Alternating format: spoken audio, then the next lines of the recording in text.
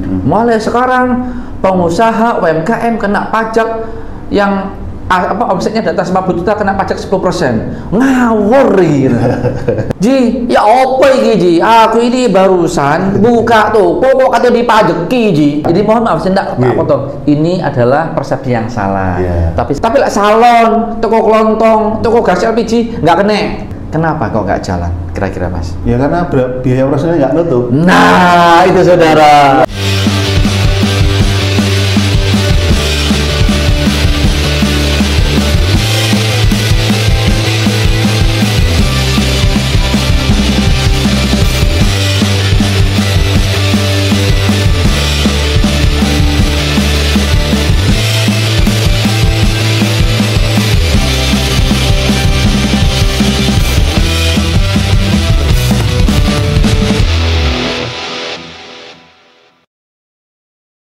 Halo Nawa-Nawa, Assalamualaikum warahmatullahi wabarakatuh. Waalaikumsalam warahmatullahi wabarakatuh. Luar biasa, di siang hari ini kita lagi adem-ademi Kota Malang karena saiki musim maba.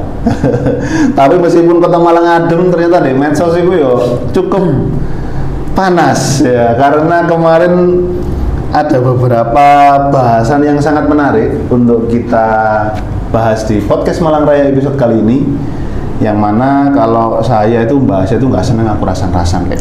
Jadi wis langsung aja tak undang Rene Wonge, yaitu adalah Pak Ketua Pansus PDRD yang juga anggota Komisi B DPRD Kota Malang, dan beliau juga adalah Wakil Ketua Fraksi PKS Pak Indra Permana. Assalamualaikum Pak.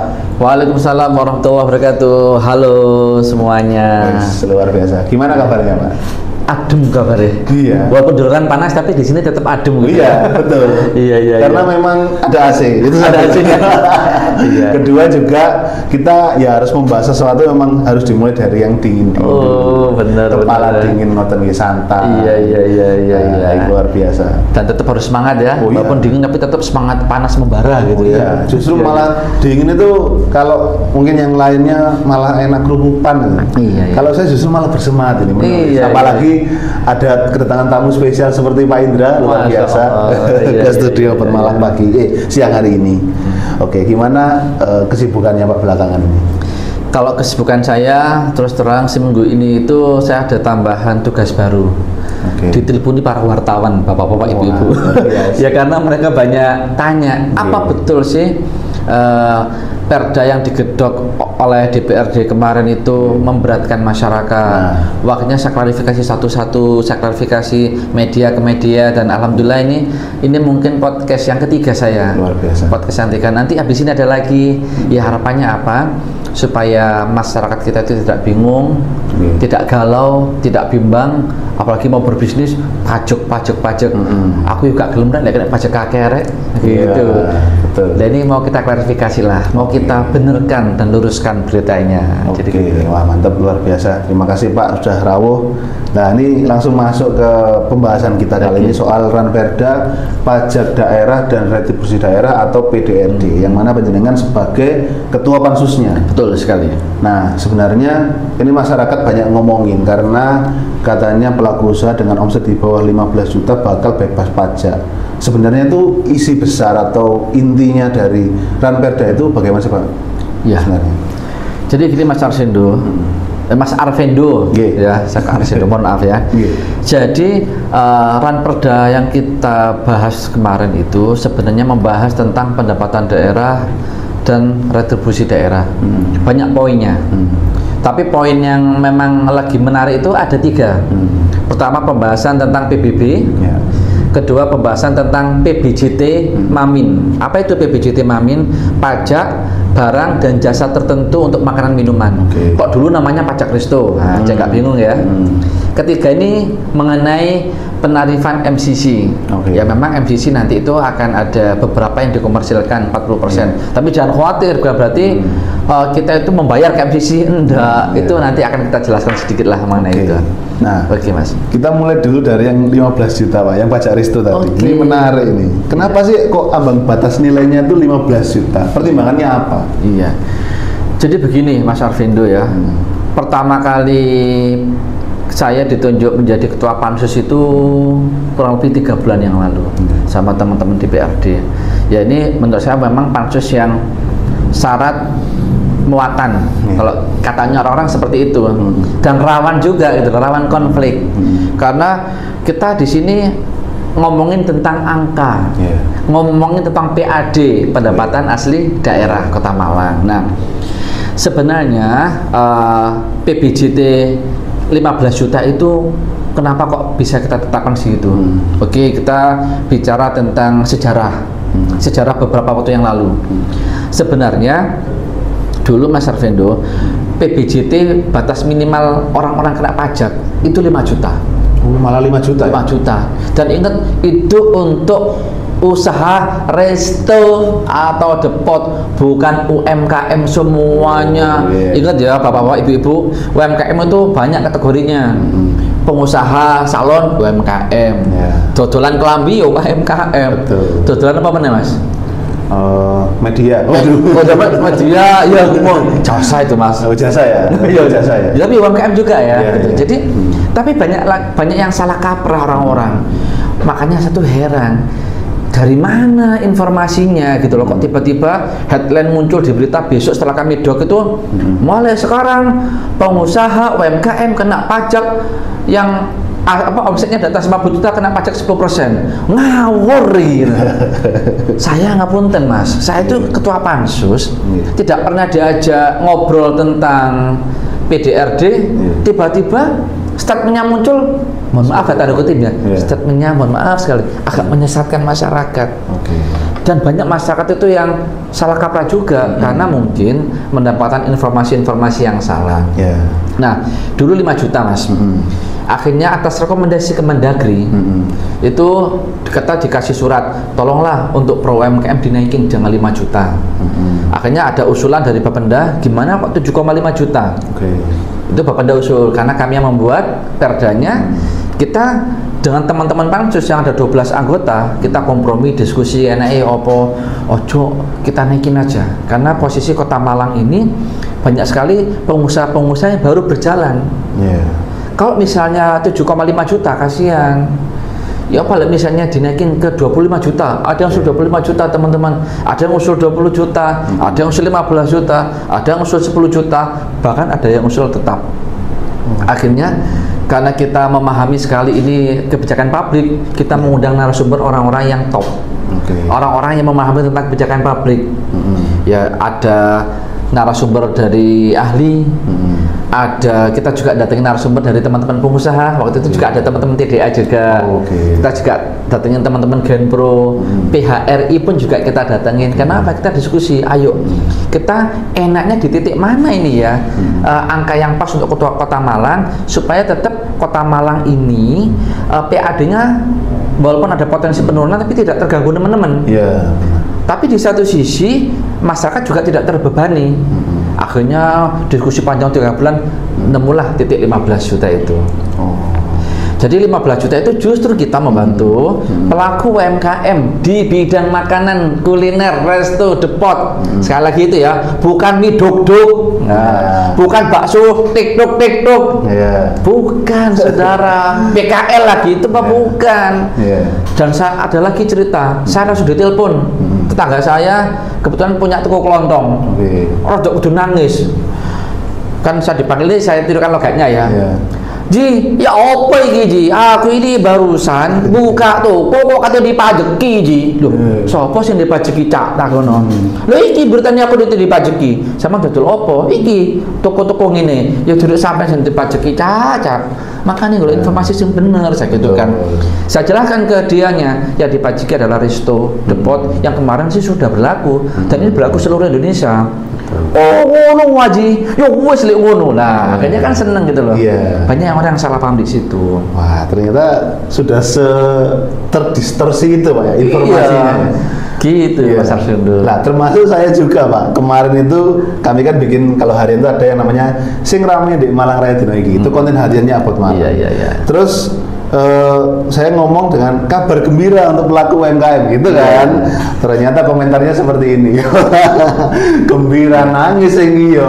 Omset iki tutup profit terus kok ya ono sing gawe kata-kata kabar gembira. Terus habis itu ada juga yang kabar bahagianya saya kon Dimas kabar gembira jare. Waduh terus iki ada yang bawahnya wong cilik ora oleh sugih sing oleh sugih bebas mek DPRD ne. Asik.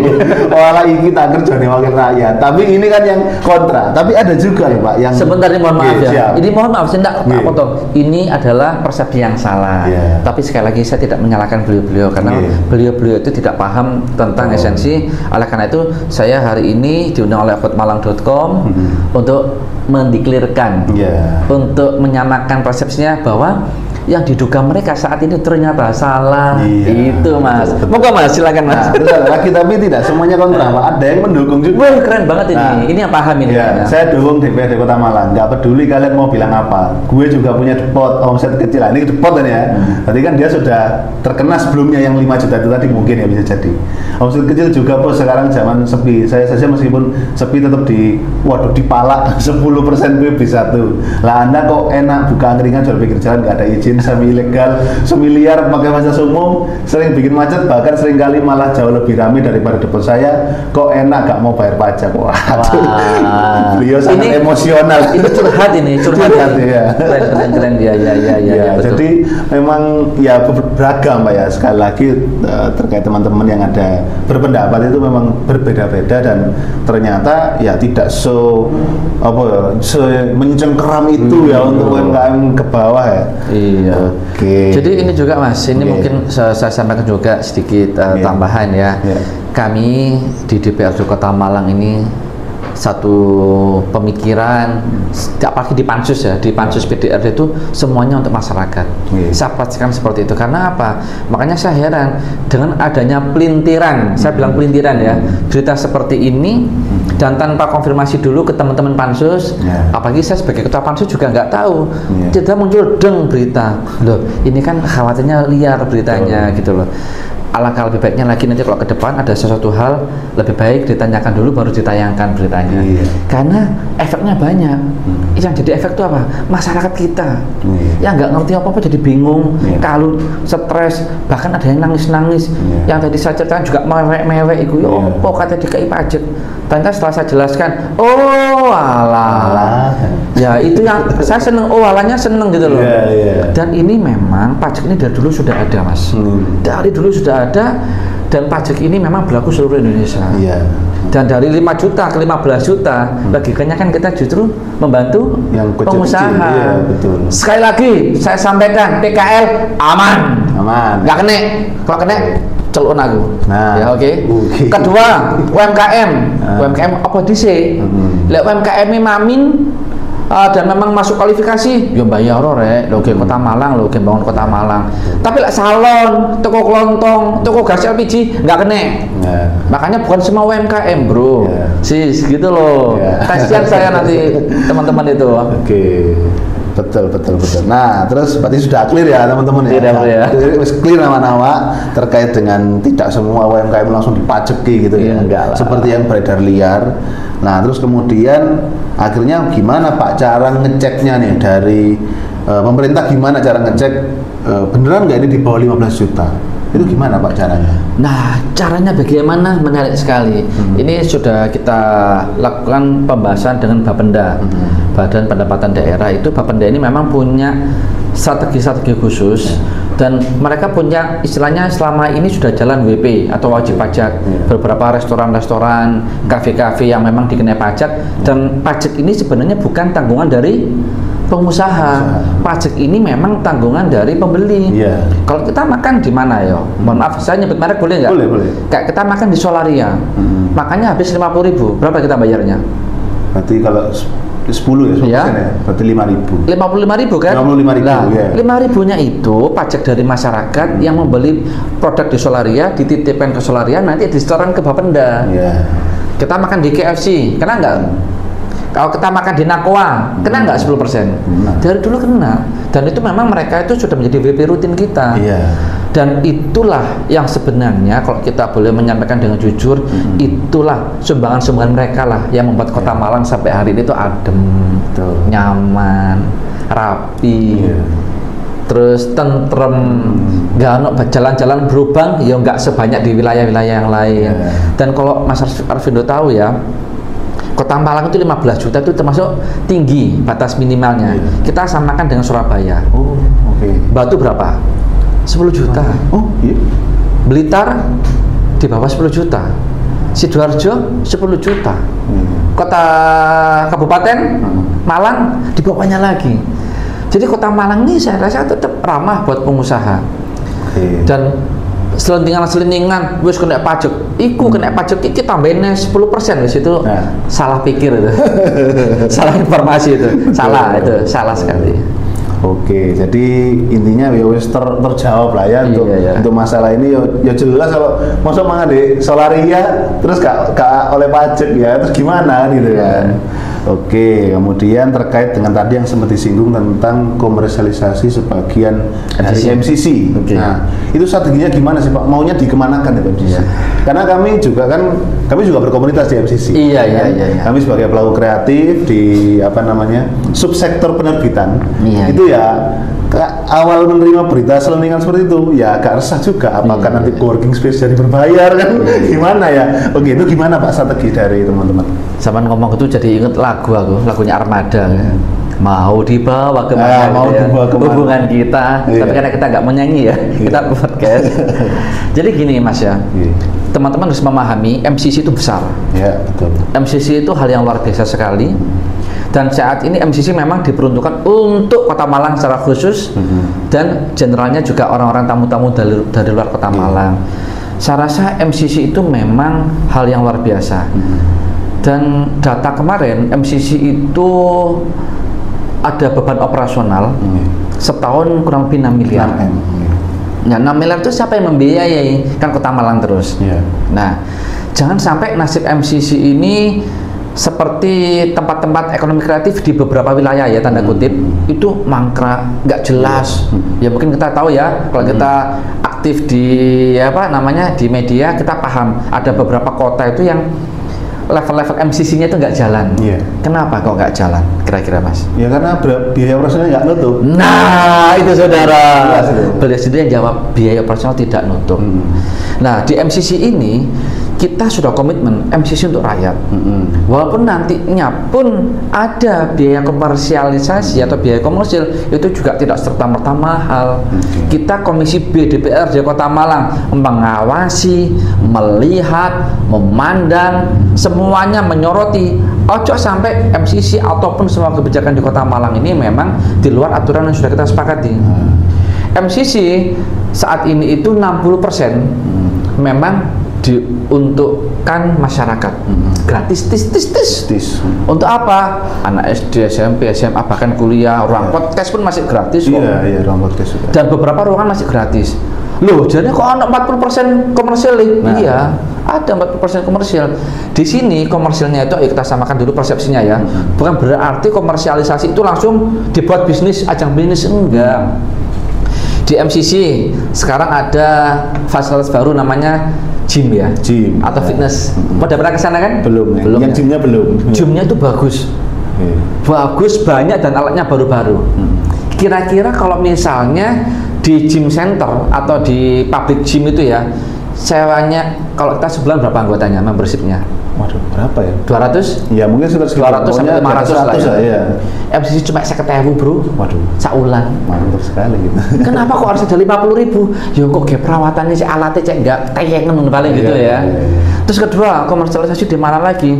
Di beberapa stand-stand kan di sana ada lantai 5 atau 7, lantai 5 dan 7 ya. Itu ada stand-stand makanan minuman. Ada stand kopi, ada stand jajanan, mie, bakso dan lain-lain. Itu dikenai biaya sekarang, retribusi sebesar 250.000 saulan. Waduh ya, murah nggak? Murah sebenarnya ya. Itu 250.000. Jadi kita perlu siapa ini? Masyarakat. Dan Ada nanti ya, mungkin ini mungkin masih perencanaan. Di MCC kan ada lantai atas sendiri itu, ada ruangan kosong bisa untuk konser. Seandainya di sini ada artis, ada IO, di Kartisi, masa tak di gratis norek? Ya enggak, atau paling enggak ya ono masukan untuk MCC lah. Daya listriknya piro. Jadi itu yang dikomersilkan, enggak semuanya. Terus juga di lantai atas itu misalnya ada memungkinkan untuk disewa tower. Ya kita sewakan aja, selama itu bisa menghasilkan pendapatan bagi MCC. Itu. Yang ketiga ada lagi di parkiran bawah itu tembok-temboknya kan bagus-bagus. Seandainya tembok-temboknya di branding itu asik enggak? Lebih menghasilkan. Misalnya di branding, misalnya nih saya sebut merek Telkomsel, keren kan? Ada pendapatan enggak? Iya. Itulah yang dimaksud dengan komersialisasi. Jadi enggak ada MCC, RSD dipajaki, dipalak, gua ya tak keplaki gua dinase orang kasar itu. Tetap anak SD SMP masuk gratis, tis. Kecuali kalau memang ada yang punya dengan bisnis, nyewa tempat, ya bayar event berbayar gitu. Iya, event berbayar deh oleh Bati, masuk MCC nggak dibageni, seakan lah. Terus juga nanti rencana ada space untuk office. Kita kan sekarang lagi keren ya, lagi musim office kecil-kecil ya. Jadi di lantai berapa, saya lupa 6 atau 7 itu nanti ada space khusus untuk office-office kecil yang dan disewakan. Ya office-office gini lah. Kayak virtual office. Ya, kayak virtual office atau office-nya anak-anak muda-muda. Kayak saya ini kan dibilang tua ya tua, dibilang muda ya muda. Saya untuk kantor segini aja cukup gitu loh. Ya kayak gitu loh Mas. Jadi itu nanti disewakan. Gimana tarifnya? Ya saya yakin tarifnya juga nggak mahal-mahal amat lah. Jadi seperti itu. Oke, jadi bukan terus masuk MCC bayar karcis, bayar tiket ya. Kalau parkir kan ya jelas ya pastilah kita bayar parkir. Tapi kalau apa info-info yang beredar di luar sana kan akhirnya aku di ruangan dipajaki gini, aduh. Ya oke lah, sudah diluruskan oleh Pak Indra. Sorry aku kayak ini kayak malangan. Memang kami juga di sini juga gini Pak, Sumatera campur-campur gini, boso Malangan, boso Walian sembarang kali. Apa anak sogrem eho? Anak sogrem biasa kayak ini ya. Iya, oke. Lah, kemudian terakhir Pak, bagaimana kalau misalnya masyarakat itu kepingin menyuarakan keresahan mereka itu langsung ke dewan? Ada nggak kayak apa kanal-kanal atau saluran-saluran yang mungkin bisa diakses langsung biar info-info kayak gini itu tidak menjadi bola liar kemudian meresahkan masyarakat? Nah, kalau misalnya pengen wadul yang ini dewan bagaimana?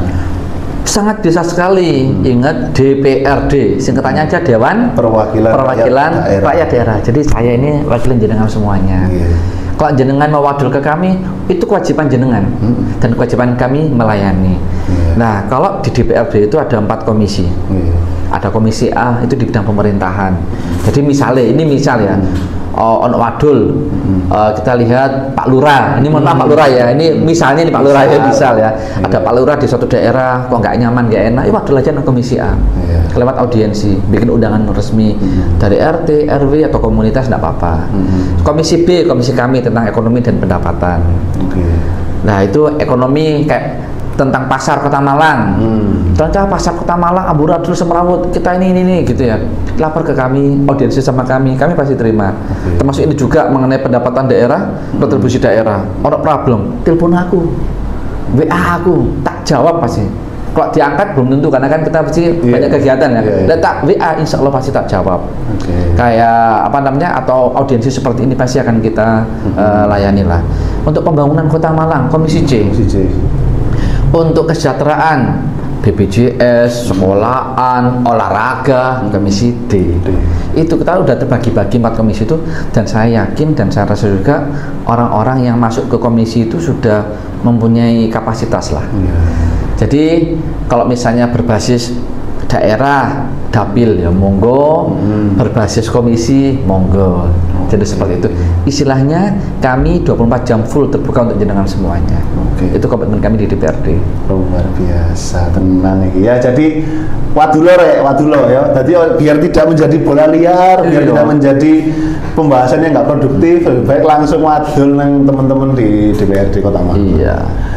Oke, wis sudah terjawab, wis puas iki aku. Wis lega ya. Iya, karena kan ibu saya juga baru merintis usaha Pak, jualan kue, jualan pastel dan tahu wale. Masuk langsung dipajaki 10% kan ya enggak. Ya, nggak mungkin toh. Nggak mungkin. Dan ini juga Ya, misalnya nanti ya, Pak, iki koncoku tako, koncoku dek Mergosono, jenenge Pak Puji, tak sebutnya jenenge Pak Puji, cek terkenal Pak Puji ya. Terus goreng duk. Duk. Pak, iki apa kan dipajeki Pak? Omsetnya sampean piro? Omsetku sedina sekitar 600-700 ribu Pak. Ya. Berarti nek sokan oleh piro? 1 juta. Selama sama di kini, walaupun omsetnya 200 juta, nggak kena pajak. Oke. Karena kaki 5. PKL enggak Ya, nggak kena. Tapi yo seandainya pun PKL mau sumbangsi ke Kota Malang, ya dengan senang hati lah, gitu loh, nggak apa-apa gitu loh. Cuman nanti ya mudah-mudahan teman-teman PKL ini yang awalnya PKL lama-lama semakin laris, semakin bagus, ya akhirnya dia bisa punya tempat yang permanen. Ya itu harapan kami seperti itu di Kota Malang. Untuk Tetap skill up tertata. UMKM ya. Ya, scale up UMKM. Apalagi di Malang juga banyak komunitas bisnis ya. Betul. Itu aja dimasukin juga. Wah, luar biasa sekali sharing kita siang hari ini. Kak, kalau soal pirang menit sih. Terus katanya setengah jam.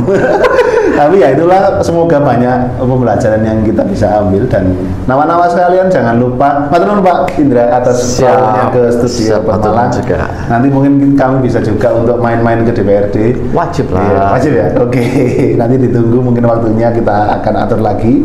Dan nawa-nawa jangan lupa subscribe ya channel About Malangkom TV di YouTube, dan follow juga akun kami di TikTok aboutmalang.com, di Instagram, Facebook, Threads, channel WA dan channel Telegram, karena video ini akan kami sebarkan di sana dan semoga menjadi tambahan informasi bagi nawan-nawan sekalian. Sampai jumpa di podcast Malang Raya selanjutnya. Dadah. Assalamualaikum. Assalamualaikum. Kota Malang, boys berkelas. Mantap.